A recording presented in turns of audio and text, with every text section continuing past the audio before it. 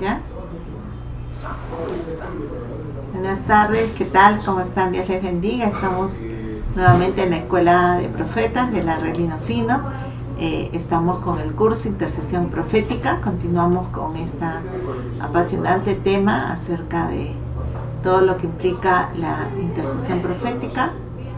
Y entramos hoy día a la clase número 7, donde vamos a ver todo lo que es no pasar los límites y también establecer límites. Entonces, sin más, entramos a la clase de hoy.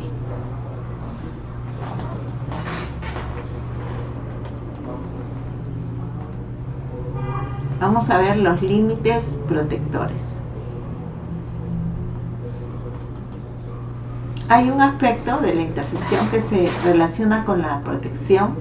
Estos son los límites protectores. En el capítulo 19 de Josué, la palabra paga, que es intercesión, se utiliza en varias ocasiones.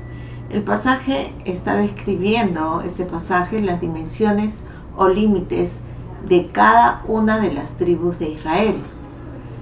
Se traduce de diferentes maneras según las traducciones, incluyendo alcanzar, tocar, bordear y limitar también. La Spirit-Filled Bible, la Biblia llena del Espíritu, nos dice que paga, cuando se utiliza en este contexto, es la extensión hasta donde llegan los límites. ¿Te sorprende que la palabra utilizada para intercesión o paga también sea traducida como límite? En realidad no te debería de sorprender. A mí me parece lógico que los perímetros de protección estén relacionados con la oración. Podemos de esta manera edificar límites de protección alrededor de nosotros y de otros a través de la intercesión. Qué consuelo es saber que esta verdad es inherente en el mismo significado de la palabra. Muchos cristianos creen que la protección de accidentes, destrucciones, trampas satánicas y asaltos, etc., es automática en un cristiano, que nosotros no hacemos nada para lograr tal protección, que está basada únicamente en la soberanía de Dios. En otras palabras, ellos creen cuando Dios quiere protegernos de esas cosas, Él lo hace. Cuando decide no hacerlo, permite que no sucedan. Esta creencia simplemente quiere decir que si somos librados o no de las cosas destructivas es algo basado completamente en Dios y no en nosotros. Aquellos que se apegan a esta enseñanza generalmente creen que nada le puede suceder a un cristiano que no sea permitido por Dios. Otros van más allá y dicen que esto es cierto en cualquier persona, no únicamente en los cristianos. Creen que Dios está en control de todo lo que sucede en la tierra. Que Dios no está en control directo de todo lo que sucede en la tierra se puede ver en hechos simples. Él jamás decidirá si una persona debe ser violada o si deben abusar de ella. Él jamás desearía que sufra un accidente, un inocente. Él jamás asesinaría, no causaría genocidio, ni miles de otras cosas. Entonces vamos a ver los principios de gobierno de Dios.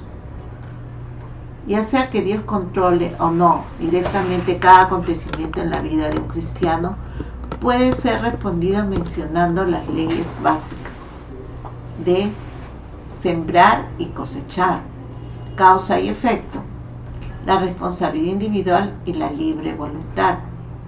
No son negadas cuando venimos a Cristo. Todas las promesas de Dios están adjuntas a condiciones de los principios del gobierno, ¿no? Del reino de Dios, definitivamente. La mayoría, si no es que todas. Y estas condiciones involucran responsabilidad de nuestra parte. La protección no es una excepción.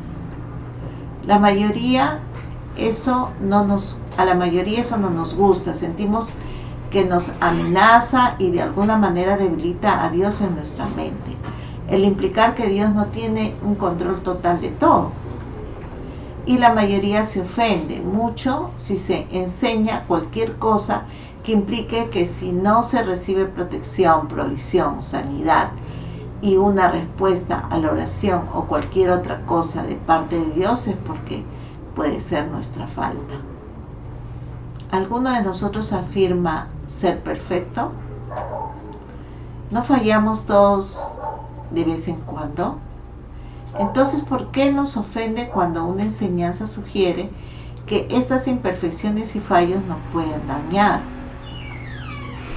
¿Por qué nos ofendemos y nos oponemos a una enseñanza que dice que nuestra incredulidad, por ejemplo, evitó que recibiéramos algo, cuando la Biblia dice con tanta frecuencia que si creemos y no dudamos ni vacilamos, recibiremos? Acá tendríamos que revisar los pasajes de Mateo 17, 20, 21, 21, Marcos 11 del 22 al 24 y Santiago 1 del 6 al 7. ¿Por qué nos ofendemos cuando se implica que nuestra inhabilidad para perseverar crea una carencia, cuando la Biblia dice que a través de la fe y de la paciencia heredamos las promesas? Eso lo encontramos en Hebreos 6:12. ¿Por qué nos confunde o nos molesta cuando se sugiere que por no hacer nada algo falló, cuando la Biblia dice que si estamos dispuestos y somos obedientes, comeremos lo bueno de la tierra?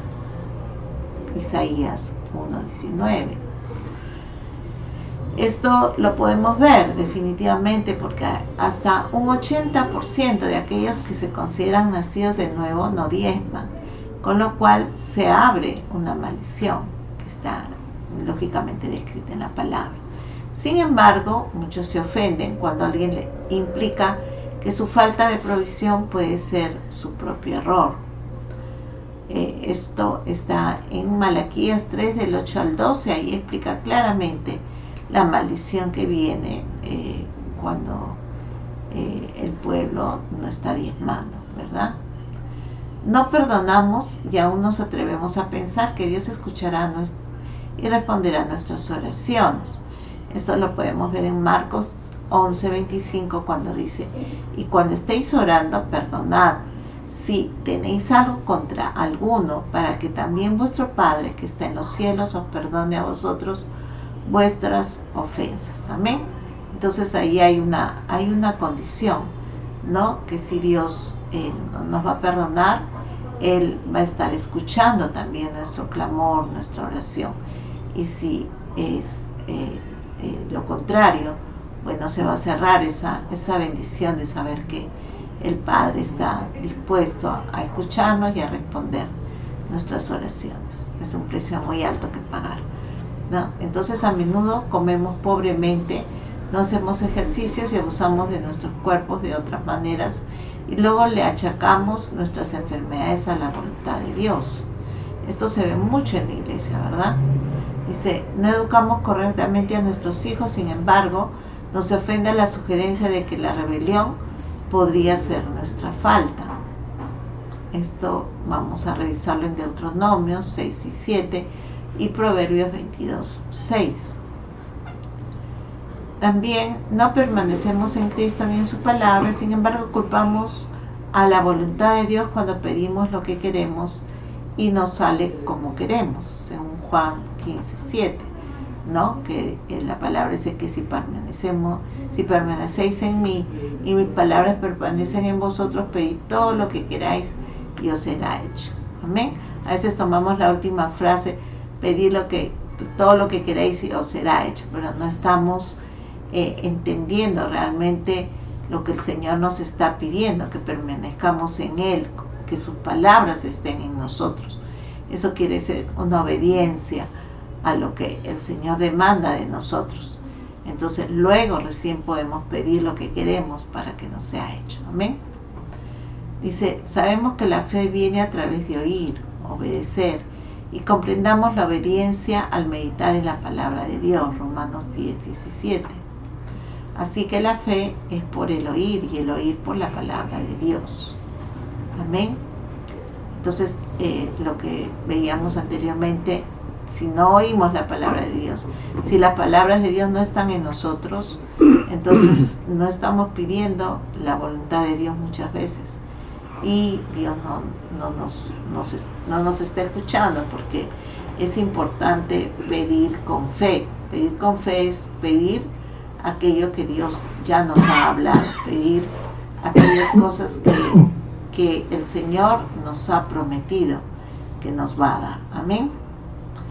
Muchos de nosotros hacemos muy poco de esto último, pero si alguien implica que no recibimos una promesa debido a nuestra incredulidad, nos airamos. Las Escrituras enseñan que el que habita al abrigo del Altísimo morará bajo la sombra del Omnipotente y recibe las promesas de la protección del resto del Salmo 91, ¿no? Es más, muchos ponen la Biblia en el Salmo 91 en sus casas pensando que ya eso solamente les va a proteger. Tener abierta la Biblia es como un fetiche, ¿verdad? En el Salmo 91. Que tenga una armadura que debo utilizar y llevar conmigo, incluyendo el escudo de la fe, para guardarme de los dardos de fuego del maligno. Efesios 6, 13 al 18 dice: por tanto, tomad toda la armadura de Dios para que podáis resistir el día malo. Que Satanás anda como león rugiente buscando a quien devorar, y que yo debo resistirle. No, esto está en 1 Pedro 5:8, Santiago 4:7, donde dice: resistir al diablo y él huirá. Mas sin embargo me ofendo cuando alguien se atreve a sugerir que mi falta de protección de algún acontecimiento destructivo es por mi propia falta. ¿Y qué de ti? Ciertamente no estoy implicando que Dios jamás nos permita caminar a través de las dificultades, que todos nuestros problemas se deben a la desobediencia o que todas las oraciones no respondidas se deben a la incredulidad. Simplemente estoy diciendo que muchos de nuestros fracasos y dificultades son por nuestros propios errores y no es hacer la voluntad de Dios. Tenemos una parte que hacer en lo que se refiere a asegurar la protección y las demás provisiones celestiales, ¿no? Intentemos despojarnos de nuestros temores, inseguridades y tendencias hacia la ofensa. Esto, hermanos, esto nos daña mucho cuando nosotros, conociendo que Dios no quiere que temamos, el Señor en la Biblia nos dice 365 veces no temas, ¿no? Pero muchas veces nos damos el lujo de tener temor o asustarnos de las malas noticias, de las cosas que hablan. Sin embargo, sabemos que todo esto nos trae puertas abiertas al enemigo, nos trae un castigo de parte de Dios, porque dice que el que teme no recibirá aquello de lo que está temiendo. Entonces, el temor y todos estos pensamientos negativos son una fe inversa, o sea, no es lo que Dios quiere que nosotros tengamos en nuestro corazón. Seguimos. Aceptemos el hecho de que las Escrituras están repletas de principios que colocan la responsabilidad sobre nosotros, las cuales se deben cumplir para recibir las promesas de Dios. O sea, hay un condicionante, ¿verdad? Hay una demanda de Dios para que se cumplan estas promesas. Amén. Tenemos que darnos cuenta de que esto no cancela la gracia ni promueve la salvación a través de obras. La gracia no implica que no existe responsabilidad de parte nuestra. Veamos que el amor de Dios es incondicional, pero su favor y bendiciones no lo son. Despojémonos de toda pereza y complacencia y apatía. Démonos cuenta de que habrán ocasiones cuando nos quedemos cortos y nos sintamos condenados. Cuando esto suceda, sigamos adelante. No vamos a entender lo que es estar habitando al abrigo de Dios. La conciencia también es la clave cuando se trata de orar. La consistencia también es una clave cuando se trata de orar por protección. Eso quiere decir que tenemos que ser constantes. Debemos habitar al abrigo del Altísimo para morar bajo la sombra protectora del Omnipotente. La palabra dice así en el Salmo 91: el que habita al abrigo del Altísimo morará bajo la sombra del Omnipotente. Jesús igualó al abrigo del Altísimo al aposento de oración en Mateo 6:6.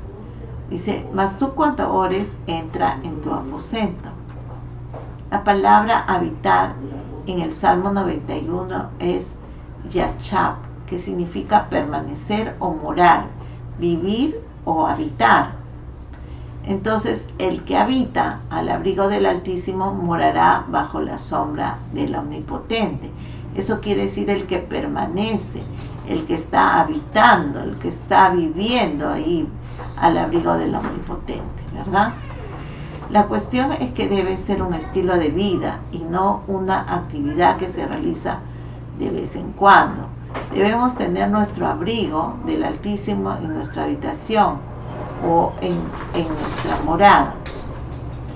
Muchas de las vidas de oración de los creyentes son demasiado esporádicas como para construir un muro sólido de protección. La palabra morar en este mismo versículo es lum, que significa, entre otras cosas, pasase la noche. Leámoslo con este significado: el que habita al abrigo del Altísimo pasará la noche bajo la sombra del Omnipotente. En otras palabras, la oración es como la palabra de Dios. No podemos leer pan diario o maná de vez en cuando. El maná se recogía cada día. De la misma forma debemos ir al abrigo del Altísimo diariamente, y cuando lo hagamos podemos pasar la noche en ese lugar. Sin embargo, mañana debemos ir nuevamente. La consistencia es la clave.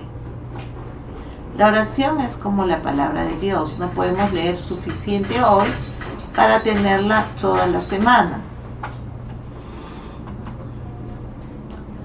Los buenos tiempos son tiempos también para orar, ¿no? Límites de protección: no transgredir la vida al abrigo de Dios. Será algo que hagamos general y regularmente por nuestras familias y seres amados. No importa si todo está bien, tenemos que seguir cubriéndonos, tenemos que seguir orando, tenemos que seguir viviendo bajo la sombra del Omnipotente y morar y pasar la noche siempre allí. Es una continuidad, ¿verdad? También existen aquellos momentos específicos cuando el Espíritu Santo nos alertará de situaciones particulares que necesitan de la oración de la protección. Estos momentos son aquellos a los que la Biblia llama kairos. Existen dos palabras para tiempo. Una es cronos, la cual es el tiempo en general, y el tiempo en general en que se hace cualquier cosa. La palabra kairos es la estrategia, tiempo correcto, el momento oportuno en el que se debe hacer algo. Recuerdo un día muy especial en el que mi hija había viajado a la Sierra Central del Perú, y cuando ella estaba regresando ya era de noche y el carro no podía pasar porque había habido deslizamientos, había habido huaicos. Y en el momento cuando yo llego al lugar de oración, les pedí a los hermanos orar por ella. Yo no sabía lo que ella estaba pasando. En ese mismo momento había muchas necesidades de oración, muchas peticiones, pero les pedí que empezáramos orando, y mi oración fue: Señor, trae a mi hija completa. Yo no sabía lo que estaba pasando con ella. Ya después ella, cuando llegó a Lima, nos contó que en ese momento que yo empecé a orar, recibí una llamada de ella.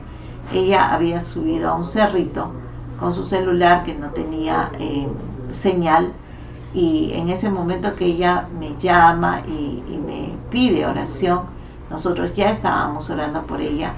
En ese momento hubo más deslizamientos y había una señora en esa movilidad. Todos eran varones, pero había una señora de esas zonas con polleras, todo, que empezó y le dijo: corre, ¿no? Y mi hija corrió detrás de esta señora y pudo salvarse, pero muchos otros vehículos sufrieron las consecuencias de este deslizamiento, ¿no? Entonces ella, cuando llegó, nos contó el peligro en el que había estado. Todo ese cerro quedó lleno, totalmente sepultado por el deslizamiento.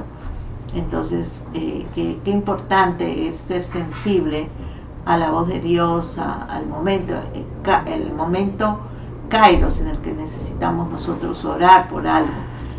Tenemos que poner en prioridad cuando el Espíritu Santo nos está alertando por algo en especial. Busquemos a alguien, si es que no es el momento de oración, busquemos a alguien para orar juntos, ¿no? O hagámoslo solo, pero tenemos que ser sensibles a los tiempos de oración kairos de Dios. Entonces, acá vemos que la palabra kairos es la estrategia a tiempo correcto, el momento oportuno en que se debe hacer algo, mientras que cronos es un tiempo en general, un tiempo en el que se hace cualquier cosa, ¿no? O sea, se puede establecer oración por muchos motivos, ¿no?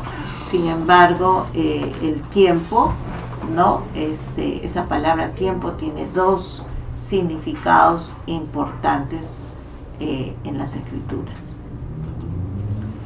Una ventana de oportunidad sería un tiempo kairos, ¿no? Un ataque bien cronometrado en la guerra es un tiempo kairos. Cuando alguien está en peligro o está a punto de ser atacado por Satanás, ese es un tiempo kairos. La hora de cualquier momento sería un tiempo cronos. La Biblia nos habla de la tentación en el momento correcto, kairos. Eso lo vemos en Lucas 4:13 y Lucas 8:13. Dice, y cuando el diablo hubo acabado toda tentación, se apartó de él por un tiempo. Lucas 4:13. ¿No? Entonces, no hay duda de por qué suceden las tentaciones que parecen coincidencia muchas veces, ¿no? Pero una persona que parece estar en el lugar equivocado, en el momento equivocado, pero también existen tentaciones bien planeadas y cronometradas. Vale la pena estar alerta, tanto de nosotros mismos como de los demás. Debemos pedirle al Espíritu Santo que nos permita orar por las personas, sobre todo por los nuevos creyentes, con el siguiente pensamiento, en el momento kairos de tentación para ellos. Esto fue lo que sucedió en Lucas 22, del 31 al 32, cuando Jesús intercedió por Pedro, orando que su fe no le faltara después de negar a Cristo. Y eso dio resultado, ¿verdad? Que si no hubiera terminado de repente como Judas, él también, ¿no? Totalmente deprimido. ¿Sería posible que algunos de los que se han alejado de Cristo no lo hubieran hecho si alguien hubiese estado intercediendo por ellos? ¿No? Las Escrituras también nos informan de una persecución estratégicamente planeada. Eso está en Hechos 12:1, 19 al 23. Dice, por esa misma época el rey Herodes empezó a perseguir a algunos creyentes.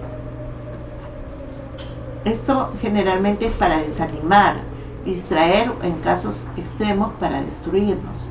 En estas referencias, en momentos de renovación o de éxito en la iglesia primitiva, Satanás lanzaba ataques organizados de persecución y fracasó. Es posible que la persecución que tiene éxito en contra de la iglesia pudiera ser detenida o que no tuviese frutos si estuviésemos alertas e intercediendo por ella.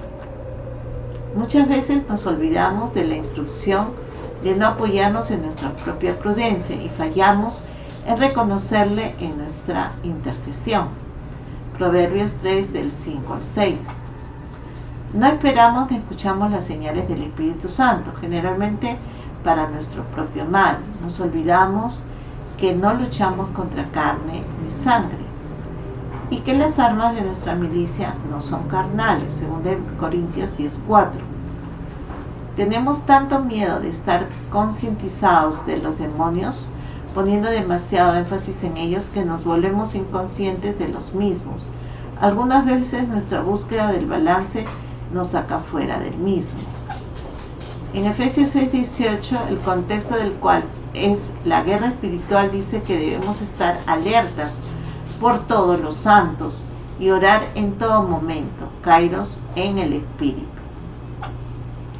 Aquí no nos dice que oremos en todo momento, lo cual sería un cronos, sino que oremos en todos los momentos estratégicos, kairos.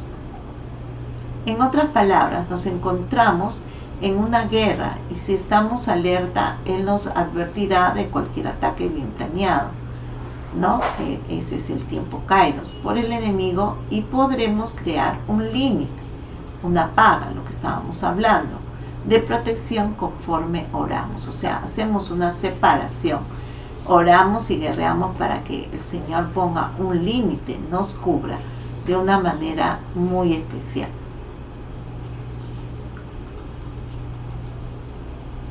Vamos a ver los tipos de oraciones para poner límites y hacer esa paga, ¿no? Aquí hay una oración donde podemos decir: Padre, traigo a mi hija ante ti. Eso está creando un encuentro, una paga con Dios. Te pido que la protejas de cualquier trampa que Satanás tiene para ella. Dijiste que nos librarías de la trampa del cazador. Salmo 91:3. Eso construye vallas de protección, ¿verdad? Gracias por poner esta carga de oración en mí para poder levantar o quitar de ella, Nasa, esa sentencia de muerte. Eso es llevar la carga o la debilidad sobre nosotros.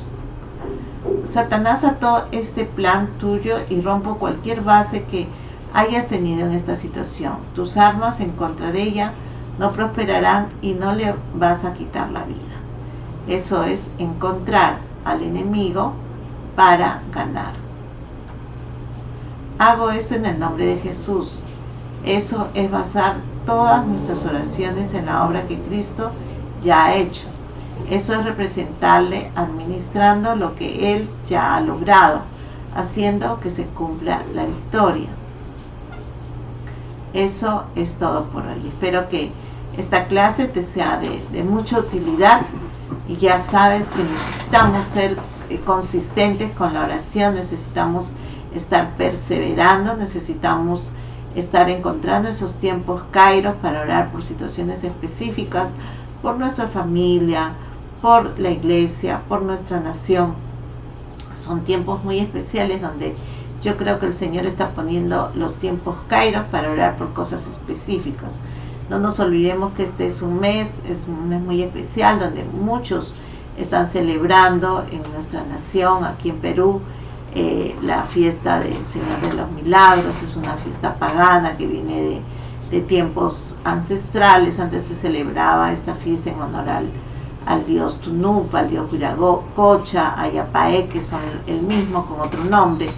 Luego al dios de Pachacamac, que era un oráculo muy importante acá en la zona de la costa de Lima. Y luego pues fue el Señor de los Milagros, el cual también se le llama el Señor de Pachacamilla, porque es el mismo de Pachacamac, el Cristo morado que le dicen. Entonces es un tiempo donde hay muchas romerías, hay muchas,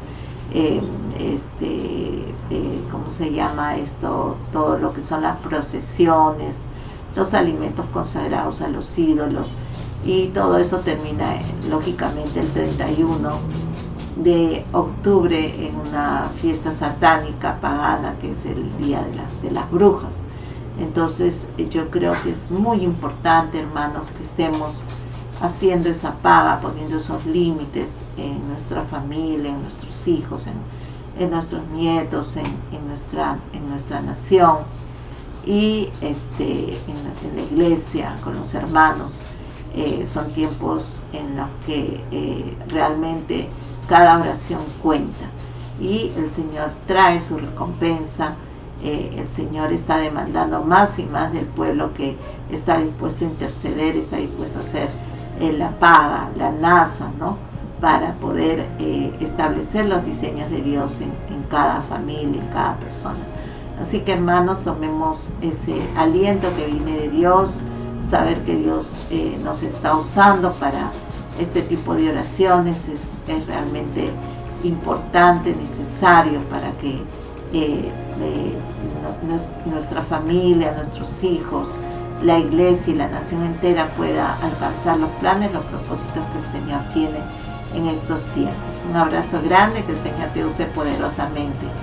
Dios te bendiga.